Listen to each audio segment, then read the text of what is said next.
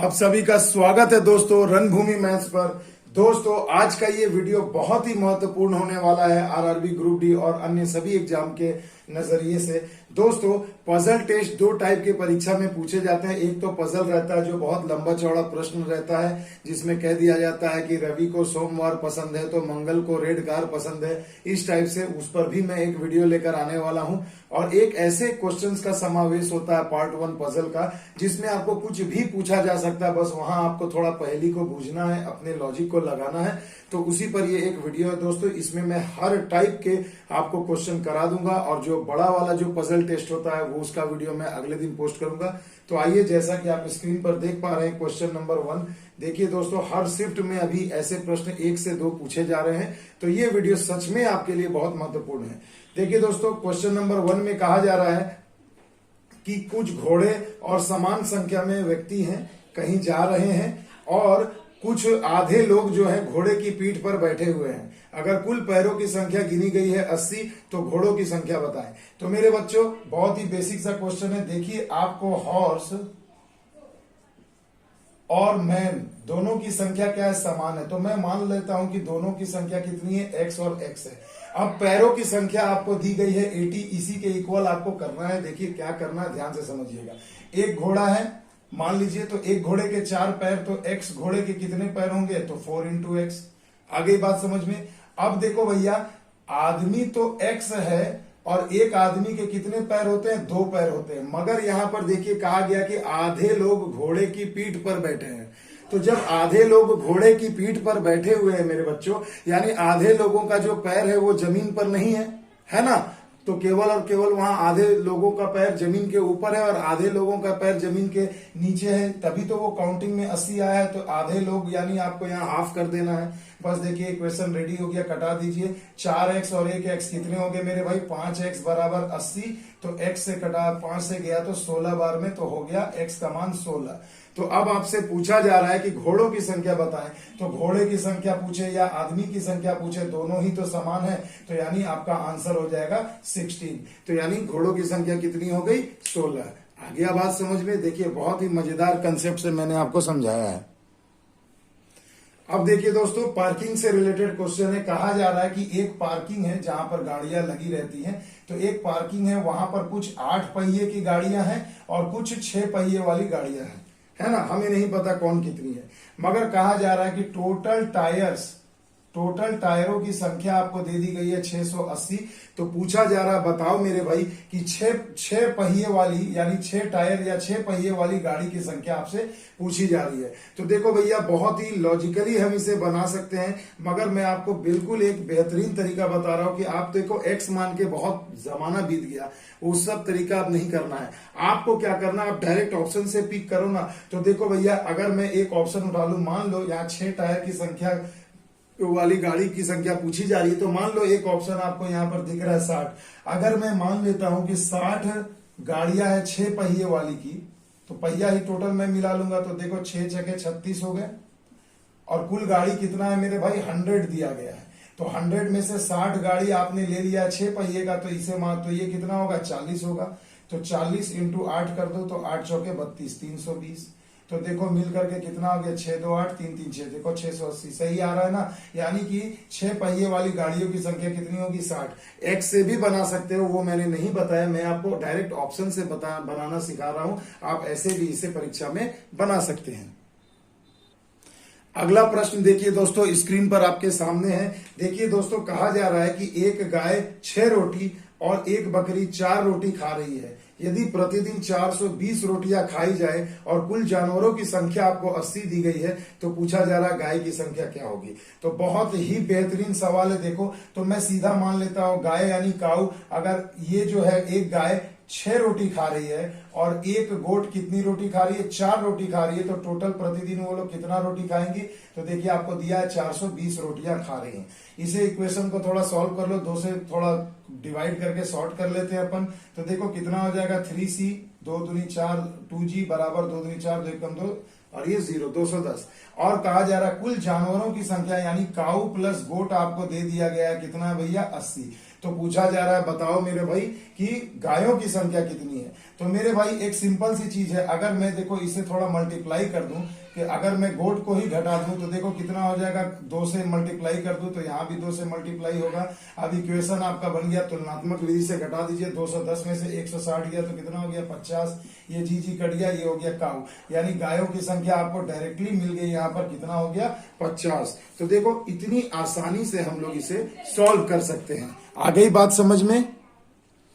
अब देखिए दोस्तों, ये वाला क्वेश्चन लगभग हर शिफ्ट में पूछा जा रहा है, पहले भी पूछा गया था और हर एग्जाम में पूछा जाता है, और अभी तो ये फेवरेट क्वेश्चन बन गया है रेलवे का। तो देखिए इसमें क्या कहा गया है कि कुछ गाय तथा चिड़िया हैं, यदि सिर की संख्या, यानी आपको हेड दे दिया गया है, कुल सिर की संख्या कितनी है भैया 35, और कुल पैरों को गिना गया तो कितना हो रहा है 110, यानी कुल लेग आपको दे दिए गए हैं 110 और कुल सिरों की संख्या दे दी गई है 35। तो गायों की संख्या पूछा जा रहा है और गाय और चिड़िया है, यानी अब आप सोचिए कि एक तो भैया गाय है तो उसके 4 पैर होंगे, और एक चिड़िया है तो इसके कितने पैर होंगे भैया, 2 पैर होंगे। सिंपल सी बात है, इतना तो आप सभी जानते ही हैं। तो अब देखो गाय और चिड़िया है, तो मैं एक बेहतरीन तरीका बता रहा हूं, हमेशा देखो जब भी क्वेश्चन में 4 पैर और 2 पैर वाले जानवर रहेंगे ना, तो अधिक पैरों वाले जानवरों की संख्या निकालने का फॉर्मूला है कि लेग को हमेशा आधा कर दो और उसमें से हेड को घटा दो। तो अब भैया ये ट्रिक क्या है, जब 4 पैर और 2 पैर रहेंगे, और यही ट्रिक रहेगा जब आपको 8 पैर और 6 पैर वाले जानवर दिए जाएं, 8 पैर वाले या 4 पैर वाले, तो जैसे बिच्छू वाला अभी मैं क्वेश्चन कराऊंगा, तो हमेशा याद रखना लेग में हमेशा कम संख्या वाले पैरों की संख्या वाले जानवर से डिवाइड करना है।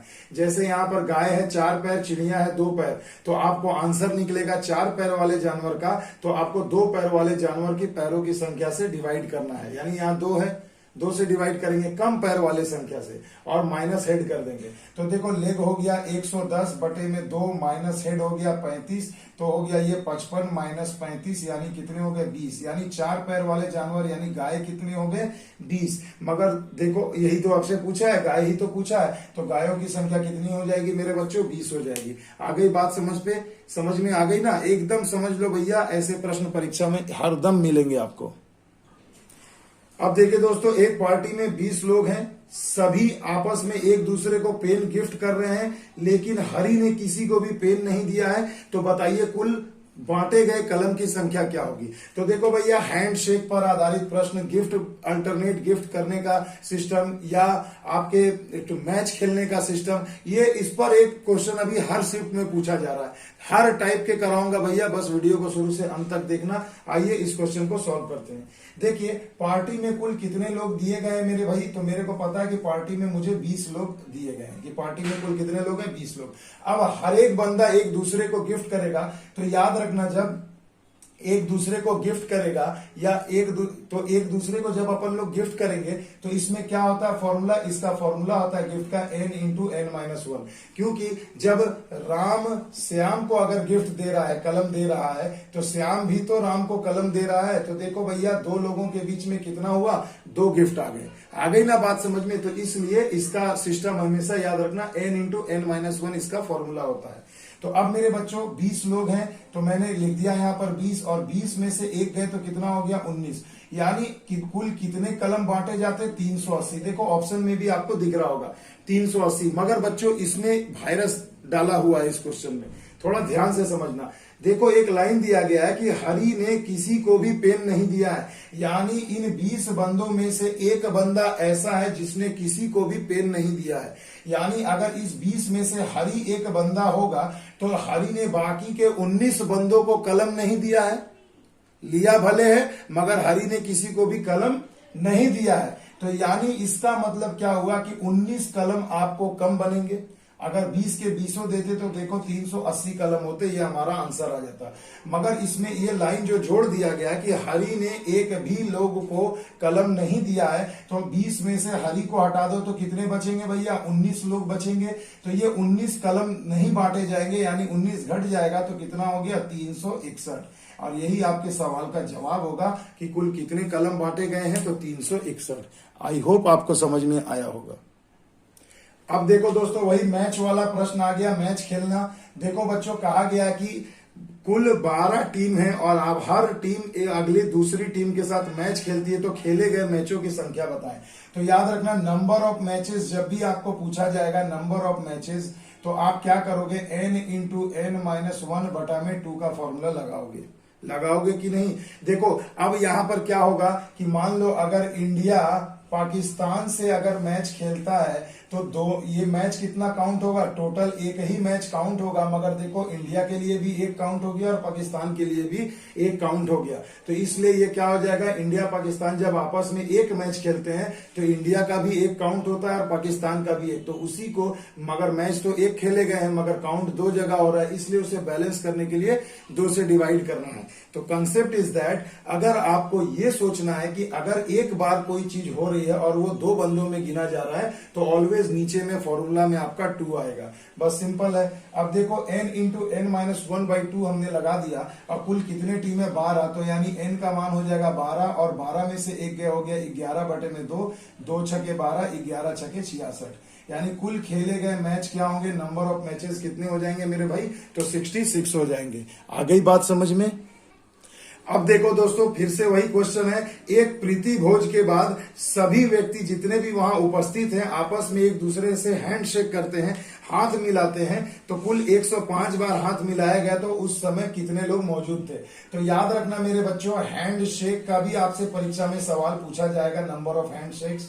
तो इसमें आपको क्या करना है, ध्यान दीजिए, इसका भी वही फॉर्मूला होगा, n इंटू एन माइनस 1/2, मतलब नंबर ऑफ हैंडशेक, जो आपको यहां पर दिया गया है 105, क्योंकि भैया जब एक बार हाथ मिलाया जाएगा तो राम का भी काउंट होगा और श्याम का भी काउंट होगा। तो याद रखना, जब 2 लोग आपस में इस तरीके से हाथ मिलाते हैं तो एक इसका भी काउंट होगा और एक इसका भी, मगर एक्चुअल में तो एक ही बार हाथ मिलाया गया, इसलिए 2 देकर यहां बैलेंस करना है। अब देखो n इंटू एन माइनस 1 बराबर ये मल्टीप्लाई हो जाएगा, तो कितना हो गया, 210। अब फैक्टर निकालने की जरूरत नहीं है, डायरेक्ट यहाँ ऑप्शन में कोई वैल्यू पुट कर दो, तो ऑप्शन में आपको दिख रहा होगा 15, तो अगर मैं n को 15 लूं तो यहाँ 15 में से 1 गया, कितना हो जाएगा, 14, तो देखो गुणा करके देखो 210 हो रहा, 15 दहिया 150 और 15 चौके 60, यानी 210, यानी नंबर ऑफ पर्सन कितने थे उस प्रीति भोज में, यानी उस शादी के पार्टी में, तो 15 लोग थे। आ गई बात समझ में। तो देखो इस प्रकार से आंसर कितने आसानी से निकल जा रहा। तो माय डियर स्टूडेंट्स, ऐसे प्रश्नों के लिए तैयार रहिए। अभी हर शिफ्ट में पूछा जा रहा है पजल से रिलेटेड इस टाइप का क्वेश्चन, जनरली 2 से 3 क्वेश्चन पूछे जा रहे हैं पजल से, तो जिसमें इस टाइप के ही प्रश्न में बच्चे अक्सर फंसते हैं, क्योंकि वो पहले कभी बनाए ही नहीं रहते हैं। और लंबा वाला जो पजल जो क्वेश्चन रहता है वो तो सभी बच्चे जानते हैं, थोड़ा सा ध्यान रखने से सही बन जाता, मगर इसमें कोई भी आपको गारंटी नहीं है कि आपसे क्या पूछा जाएगा। हम लोग बस यही बताना चाह रहे हैं कि जितने भी स्टूडेंट्स हमें इन सब चीजों पर बता रहे हैं कि सर हमारा ये क्वेश्चन आया था इस टाइप का, तो सभी को मैंने अभी तक जितना भी पूछा गया सबको इस एक वीडियो में लाने का प्रयास किया है। तो दोस्तों आपसे यही एक रिक्वेस्ट रहेगा कि वीडियो अगर अच्छा लगे तो कमेंट में जरूर बताइएगा। आइए चलते हैं अगले प्रश्न की ओर। अब देखो दोस्तों, आ गया खंबा वाला सवाल, बंदर वाला सवाल, चिड़िया वाला सवाल, चींटी वाला सवाल। ध्यान से देखिए कहा गया एक खंबा 21 मीटर ऊंचा है, यानी मान लीजिए भैया कि अगर ये खंबा है और इस खंबे की ऊंचाई है 21 मीटर। बहुत सारे तरीके हैं इसे बनाने के, मैंने इस पर ऑलरेडी बंदर वाले प्रश्न करा चुका हूं, आप प्लेलिस्ट में जाकर के देख सकते हैं दोस्तों, वहां भी फुल वीडियो को। और इस वीडियो में मैं आपको और भी एक शॉर्टकट तरीका बताऊंगा, जिससे इस टाइप के एक सवाल तो आप आसानी से परीक्षा में बना सकते हो। देखो कहा गया एक खंबा 21 मीटर ऊंचा है, ठीक है, एक दिन में 5 मीटर चढ़ा जा रहा है और 3 मीटर नीचे फिसल जा रहा है। तो बोला जा रहा है कि पूरे खंबे पर चढ़ने में कितना समय लगेगा। तो मेरे बच्चों एक सिंपल सा चीज याद रखना, जो टोटल हाइट दिया रहेगा खंबे का, उसमें से हमेशा आपको याद रखना है कि जैसे एक दिन में चढ़ रहा है 5 मीटर, तो उसे पहले माइनस कर लेना है। तो कितना हो गया मेरे बच्चों, यानी 16 मीटर। यानी चढ़ना और फिसलना, चढ़ना और फिसलना, ये कहां तक काम आएगा, ये 16 मीटर तक ही काम आएगा, क्योंकि उसके बाद अगले दिन जैसे ही वो 5 मीटर ऊपर चढ़ जाएगा तो उसके बाद क्या, यहां से वो फिसलेगा नहीं।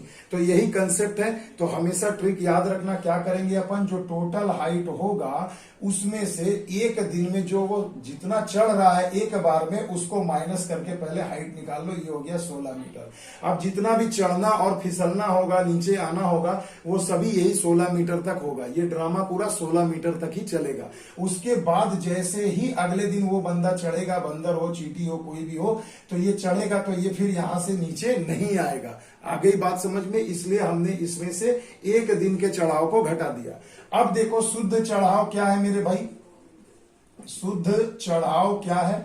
तो शुद्ध चढ़ाव क्या है कि देखो 5 मीटर वो एक दिन में चढ़ता है और 3 मीटर नीचे फिसल जाता है। तो जब 3 मीटर वो बंदा नीचे फिसल गया तो 5 में से 3 गया 2 मीटर, यानी एक्चुअल में वो कितना चढ़ा? 2 मीटर ही तो चढ़ा एक दिन में। तो देखो 5 ऊपर चढ़ा और फिर 2 नीचे फिसल गया, तो रियल में तो भैया वो यही 3 मीटर ही ना, 2 मीटर ही ना चढ़ पाया। 5 चढ़ा और 3 फिसल गया, तो एक्चुअल में 2 मीटर ही तो चढ़ पाया। तो ऐसा चढ़ना उतरना कहाँ होगा? 16 मीटर तक होगा। तो आप क्या करेंगे? डायरेक्ट 16 मीटर में 2 मीटर से डिवाइड कर देंगे, तो 2 8 16, यानी 8 दिन में वो यहां पर पहुंच जाएगा। और 9वें दिन क्या होगा? अगले दिन वो 5 मीटर ऊपर आसानी से चढ़ जाएगा, यानी योर आंसर विल बी 8 दिन, और उसके बाद अगले दिन वो चढ़ गया, यानी टोटल 9 दिन। तो देखो आपका सही जवाब हो जाएगा 9 दिन। आ गई बात समझ में? तो देखो कितना बेसिक कंसेप्ट, कितने बेहतरीन तरीके से समझा रहा हूं। इस पर आधारित बहुत प्रश्न पूछे जाते हैं परीक्षा में। देखो भैया अगला क्वेश्चन फिर से वैसा ही है। देखिए कहा जा रहा है कि एक चिकना खंबा है जो 10 मीटर ऊंचा है, एक चींटी एक दिन में 3 मीटर चढ़ती है और 2 मीटर नीचे फिसल जाती है। तो बताइए चींटी को पूरे खंबे पर चढ़ने में कितना समय लगेगा? तो फिर से वही कंसेप्ट है। मान लो ये खंबा है और इसकी हाइट आपको दे दी गई है 10 मीटर, चिकना खंबा है भैया। तो चींटी 1 मिनट में कितना, एक दिन में कितना चढ़ रही है? 3 मीटर वो चढ़ रही है और 2 मीटर जो है फिसल जा रही है। तो एक्चुअल में शुद्ध चढ़ाव कितना होगा? तो 3 में से 2 गया 1 मीटर, यानी एक दिन, यानी प्रतिदिन वो कितना चढ़ रही है? 1 मीटर प्रतिदिन के हिसाब से वो चढ़ रही है। अब मैंने आपको एक टेक्निक बताया था, क्या करना है? जो टोटल हाइट है 10, उसमें से एक बार में जो वो चढ़ रहा है उसे पहले माइनस कर लो, तो कितना हो गया? 7 मीटर। यानी ये जो ड्रामा जो भी चलेगा चढ़ना और फिसलना, ये 7 मीटर तक ही चलेगा। तो एक दिन में 1 मीटर, तो 7 मीटर चढ़ने में कितना दिन? तो सीधा डिवाइड कर दो, तो 7 दिन। और अगले दिन वो चींटी क्या होगा? यहां पर अगले दिन पूरे ऊंचाई पर चढ़ जाएगी और अब वो नीचे नहीं आएगी। तो 7, यानी अगला 3 मीटर चढ़ने में फिर 1 दिन लगेगा उसे। तो देखो भैया एक्चुअल में कितना हो गया? 7 और 1 8 दिन। तो देखो कितनी आसानी से हमने इसे सॉल्व कर लिया। आई होप अब आपको इस पर कभी भी कोई प्रॉब्लम नहीं होगी। अब देखो दोस्तों अगला प्रश्न है वही नंबर ऑफ हैंड से। कहा गया है कि एक पार्टी में 14 लोग हैं और सभी एक दूसरे से हाथ मिलाएं तो total number of hand shake यानी हाथ मिलाना कितना होगा? तो याद रखना मेरे बच्चों, अभी मैंने बताया ना नंबर ऑफ हैंड शेक निकालने का फॉर्मूला होता है n इंटू n माइनस 1/2। तो देखो सीधी सी बात, नो बकवास। अब आप देखिए कितने लोग थे? 14 लोग हैं पार्टी में, तो 14 यहां बैठा दिया, 14 में से 1 गया, कितना हो गया? 13/2, 2 से 7, 13 7 91, यानी कुल पार्टी में नंबर ऑफ हैंडशेक कितना होगा? 91 होगा। आ गई बात समझ में? अब देखो मेरे बच्चों अगला जो प्रश्न है, कहा जा रहा है कि निखिल के पास कुछ मुर्गे तथा कुछ कुत्ते हैं। अगर हेड यानी सिर की संख्या गिनी गई है 48 और लेग की संख्या गिनी गई है कितना? 134, तो पूछा जा रहा है कि बताओ कुत्ते और मुर्गे की संख्या कितनी है। तो मेरे बच्चों अभी तो मैंने बताया कि आपके पास क्या है? डॉग है, मतलब निखिल के पास, और कुछ मुर्गियां हैं, हेन है। तो देखो इसके होते हैं 4 पैर और इसके होते हैं मुर्गी के 2 पैर। अब देखो भैया आपको करना क्या है? तो 4 पैर वाले जानवर का जब भी आपको संख्या निकालना है माय डियर स्टूडेंट्स, तो याद रखना टोटल लेग ले लो और उसमें इन दोनों जानवरों में से जिसके पैरों की संख्या कम है उससे डिवाइड कर दो। तो देखो यहां हमने 2 लगा दिया और माइनस क्या कर दो? हेड कर दो। यही तो फॉर्मूला था। तो देखो 2 छके 12, 2 सते 14। अब घटाओ तो कितना आ गया? 19 आ गया। यानी कुल कुत्तों की संख्या कितनी हो गई? 19 हो गई। तो भैया हेन मुर्गियों की संख्या कितनी होगी? तो हेड देखो सबका माथा तो भैया एक ही होता है, तो 48 में से 19 माइनस कर दो तो कितना हो जाएगा? 29 हो जाएगा। क्लियर? समझ में आया? तो कुत्तों की संख्या हो गई 19 और मुर्गियों की संख्या हो गई 29, जो ऑप्शन में दिखे फटाक से उड़ा दो। आ गई बात समझ में? अब देखो भैया, अब थोड़ा सा क्वेश्चन में चेंज है। अभी बड़ा नया पैटर्न का क्वेश्चन इस तरीके का पूछा जा रहा है एग्जाम में। देखो यहाँ दे दिया कुछ बिच्छू हैं जिनके पैरों की संख्या 8 है और कुछ चूहे हैं, है ना भाई, कुछ चूहे हैं। यदि सिरों की संख्या 45 है, हेड कितने हैं मेरे भाई 45, और लेग कितने पूछे गए हैं मेरे भाई 280। तो पूछा जा रहा है बताइए सर कि आपके इस प्रश्न में चूहों की संख्या बताइए। तो मेरे भाई सीधी सी बात है, मैंने आपको बताया ना, अधिक पैर वाले जानवर, तो बिच्छू का 8 पैर है, तो चलो मैं 8 पैर वाले ही जानवर का पहले आपको ट्रिक बता रहा हूं कि देखो टोटल संख्या है 280 पैरों की, उसे लिख लो। और जिसके पैरों की संख्या कम है, तो देखो भैया बिच्छू का दिया है पैर 8 और आपको चूहा का पैर कितना होता है भाई 4। तो किससे डिवाइड करेंगे हम यहाँ पर, तो कम पैर वाले जानवर के पैरों की संख्या से डिवाइड करेंगे, तो यहाँ 4 से हम इसे डिवाइड करेंगे और माइनस हेड कर देंगे, यानी हेड को घटा देना है। तो देखो 4 छके 4 सते 28, सॉरी 4 छके 24 क्या है, 4 सते तो कितना है भाई 260 है, माफ कीजिएगा 260 होना चाहिए यहाँ पे। तो चलो भैया 260 है अगर, तो मैं घटा देता हूं। तो देखो 4 छके 24 और 4 पंचे 20, तो 65 में से 45 गए तो कितने हो जाएंगे 20 हो जाएंगे। अगर पैर 260 है भाई, ठीक है, मैं यहां लिख देता हूं पैर कितने हैं 260, ठीक है। तो यानी 8 पैर, यानी कि बिच्छू कितने हो गए 20। आपसे पूछा जा रहा है चूहा, तो चूहा कितना हो जाएगा मेरे भाई, तो टोटल हेड है 45, सबके एक ही सिर होते हैं, तो 45 में से 20 घटा दिया तो कितना आ जाएगा 25, यानी चूहों की संख्या कितनी हो जाएगी भैया 45। आ गई बात समझ में। अब देखो दोस्तों, बहुत ही बिल्कुल नया पैटर्न का ये क्वेश्चन है, इसे ध्यान दीजिएगा। अंग्रेजी में 1 से 100 तक की गिनती को अगर लिखा जाए तो वर्णमाला का जो ए है, अक्षर ए, वो कितनी बार आएगा। यानी कहने का मतलब ये है कि जब अगर आप अंग्रेजी में इस प्रकार से लिखते हैं 1 से 100 तक गिनती अंग्रेजी वर्णमाला में, इंग्लिश अल्फाबेट्स में, जैसे 1 TWO2 THREE ऐसे करके अगर आप 100 तक लिखते हैं, तो कहा जा रहा है कि जो लेटर ए है वो कितनी बार आएगा।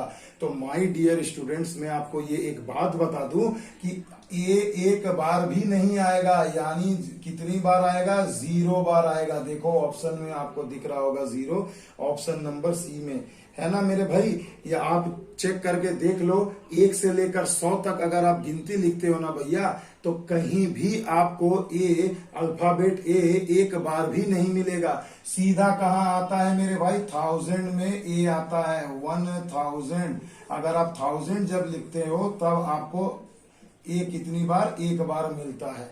आ गई बात समझ में। तो याद रखना 1 से लेकर 999 तक अगर आप लिखते हो तो भी आपको ए 0 बार मिलेगा, ए एक बार भी नहीं मिलेगा। चाहे तो लिख करके घर में क्रॉस चेक कर लेना। जब आप 1000 लिखोगे तभी आपको ए पहली बार यहां पर दिखेगा। आ गई बात समझ में। तो अच्छा था ना क्वेश्चन, मजा आ रहा है ना दोस्तों, मुझे बिल्कुल यकीन है कि आपको मजा आ रहा होगा। चलिए अगले प्रश्न की ओर। अगला क्वेश्चन देखिए दोस्तों, बहुत ही मजेदार है। देखिए कहा गया है कि एक संदूक के अंदर 4 छोटे संदूक हैं, ठीक है, और प्रत्येक छोटे संदूक के अंदर और छोटे 4 संदूक हैं। तो बताओ कुल कितने संदूक हैं। तो देखिए दोस्तों, बहुत ही बेहतरीन है, इसे थोड़ा ध्यान से पढ़ना। बहुत बच्चे ऐसे प्रश्नों में गलती करते हैं कि मान लीजिए कि ये मैं एक संदूक बना देता हूं, संदूक मतलब एक बॉक्स, और इसके अंदर कितने संदूक हैं भैया 4 छोटे छोटे संदूक हैं। तो देखो 4 मैंने बना दिया, ठीक है। अब कहा जा रहा है कि इन छोटे छोटे 4 संदूक के अंदर फिर से 4 और छोटे संदूक हैं, यानी इसके अंदर 4 है, इसके अंदर भी 4 है, इसके अंदर भी 4 है, इसके अंदर भी 4 है। तो पूछा जा रहा बताओ टोटल नंबर ऑफ संदूक, यानी टोटल नंबर ऑफ बॉक्सेस कितने होंगे। तो सीधी सी बात, नो बकवास। देखो भैया ये एक बॉक्स है, इसके अंदर 4 है, तो पहले चलो सबसे छोटे वाले संदूक अपन काउंट कर लेते हैं। तो 4 4 8 4 12 4 16, यानी देखो सभी 4 4 ऐड हो जाएंगे, है ना। 4 4 8 4 12 4 16 संदूक। उसके बाद इंडिविजुअली देखा जाए तो ये खुद में एक बड़ा संदूक है ना। तो ये कितने हो गए, तो ये वाले भी 4 है टोटल, और एक तो आपका ये बड़ा वाला है ही, तो +1, तो देखो कुल कितने संदूक हो गए, तो 4 पंचे 20 और 1 21, यानी टोटल संदूकों की संख्या कितनी हो गई 21। अब बहुत सारे बच्चे क्या करते हैं, 4 चौके 16 और 1 17 कर देते हैं। देखो ऑप्शन में 17 भी दिया है। 90% बच्चे ये मिस्टेक करके आते हैं, वो फिर से इंडिविजुअली इन संदूकों को गिनना भूल जाते हैं। मेरे भाई इन संदूक के अंदर ना 4 है, तो ये एक्चुअल में 4 और ये एक बड़ा 5 ना हुआ, तो 1 2 3 4 5 चौके 20 और ये बड़ा वाला संदूक 21। समझ में आ गया? आई होप आपको समझ में आ गया होगा। अब देखिए दोस्तों, कहा जा रहा है अगले सवाल में कि एक अंडे को बॉयल करने में, उबालने में 7 मिनट लगता है। सीधी सी बात है, एक अंडा उबालने में कितना समय लग रहा है भैया, 7 मिनट। तो कहा जा रहा है कि अगर 10 अंडों को उबाला जाए तो कितना समय लगेगा। तो अब भैया 10 सते 70 मिनट मत कर देना, ये ऐसे क्वेश्चन हमेशा सिली मिस्टेक करवाते हैं एग्जाम में। तो जो बच्चे बिल्कुल नए हैं कंपटीशन की दुनिया में, उनके लिए देखो दोस्तों, अगर एक अंडा को मैं उबाल रहा हूँ 7 मिनट लग रहा है, तो इसके साथ मैं 10 अंडा रख दूं, अगर 10 अंडे को उबालूं तो भी तो भैया मुझे 7 मिनट ही लगेगा। ये 70 मिनट क्यों लगेगा? सबको अलग अलग बॉईल करके टाइम थोड़ी जोड़ना है, सबको एक साथ आप उबाल रहे हो तो भी तो 7 मिनट ही लगेगा। जैसे एक मकड़ी एक दिन में एक जाला बनाती है, तो 10 मकड़ी 10 जाला बनाने में कितना दिन लेगी? तो एक दिन ही ना लेगी मेरे भाई, क्योंकि सब अपना अपना काम कर रहे हैं। आ गई बात समझ में? तो इस ऐसे क्वेश्चन में फंसना मत मेरे बच्चे। अब देखिए दोस्तों, अगला जो सवाल है बहुत ही बेहतरीन है। देखिए क्या है क्वेश्चन, कि एक टोकरी में कुछ फूल है, ठीक है, और वो जो फूल है वो हर मिनट में क्या हो रहा है, डबल होते जा रहा है। तो अगर एक टोकरी 30 मिनट में पूरी भर जाती है, तो वो समय ज्ञात करें कि जब टोकरी आधी भरी हो। तो चलो भैया, बहुत बेहतरीन तरीके से मैं आपको समझाता हूं कि मान लो भैया मेरे ये एक टोकरी है, बास्केट, ठीक है, इस प्रकार से एक बास्केट मैंने लो भैया बना दिया। अब इसे ध्यान से समझना कि इसके अंदर में थोड़े थोड़े छोटे छोटे कुछ फूल है। लो मैं इंफिनिटी बना दे रहा हूं, फूल उतना बनाने का समय नहीं है बच्चों। तो देखो इस प्रकार से मान लो इसके अंदर फ्लावर्स रखे हुए हैं, है ना। तो कहा जा रहा है कि जब ये टोकरी में हर अगले मिनट में क्या फ्लावर डबल हो जाते हैं, तो यानी ये जो पूरा फुल जो टोकरी भरा हुआ है फ्लावर से, इसे कितना समय लगा है, 30 मिनट। तो भैया जैसे ही इससे 1 मिनट अगर मैं कम लूं, 29 मिनट पर आऊं, तो क्या होगा भैया, फ्लावर आधा होगा, 1/2 हो जाएगा। क्योंकि समझो जब पूरा एक हिस्सा भरा है तो हर अगले मिनट में फ्लावर डबल हो जा रहे हैं। तो यानी कि जब आधा भरा होगा तो फिर अगले मिनट में वो बिल्कुल आधा का डबल, यानी 2 से गुणा करो तो 2 2 कैंसिल, तो एक भाग पूरा भर गया होगा। तो ये कब हुआ, 30 मिनट में, यानी उससे ठीक 1 मिनट पहले 29वें मिनट में जो है टोकरी आधी भरी होगी, ये वाला पोर्शन। अगर इसका भी आधा निकालू तो 28वें मिनट में 1/4 भरा होगा। आ रही है बात समझ में? तो हाफ करते जाओगे समय घटते जाएगा, और डबल करते जाओगे तो 1 मिनट समय बढ़ते जाएगा। तो आपका सही जवाब क्या हो जाएगा, ठीक 29 मिनट पे ये जो टोकरी है क्या है, आधी भरी हुई होगी। बहुत बच्चे 15 मिनट भी करके आ जाते हैं परीक्षा में, तो ऐसा मिस्टेक मत करिएगा मेरे बच्चों, क्योंकि 15 मिनट में तो मेरे भाई अब आप समय का आधा कर रहे हैं। यहाँ कहा जा रहा है कि हर अगले मिनट में डबल हो जा रही है। तो देखो 30 मिनट में जब पूरा भर गया है तो ठीक 1 मिनट पहले आधा भरा होगा, कॉमन सेंस की बात है, ठीक है। तो देखो दोस्तों, ये था मेरा पजल टेस्ट का पहला वीडियो पार्ट 1, जिसमें आपको इस तरीके से अतरंगी रंग बिरंगे प्रश्न मिलेंगे। और अब पार्ट 2 जो पजल टेस्ट का मैं अगले दिन पोस्ट करूंगा यूट्यूब पे आप सभी के लिए। जो बड़े क्वेश्चन आते हैं मैं आपको उसमें बिल्कुल 4-5 क्वेश्चन में बिल्कुल एक लॉजिक अच्छा बेस बना दूंगा। तो अगर दोस्तों मेरा ये वीडियो अच्छा लगे तो please like share and subscribe जरूर करिएगा। तो दोस्तों प्लेलिस्ट में जाकर जो भी आपको कमी है, जिस पर भी वीडियो देखना है, आप सर्च करके देख सकते हैं। तो चलिए दोस्तों, मिलते हैं अगले वीडियो में, तब तक के लिए दोस्तों जय हिंद, जय भारत।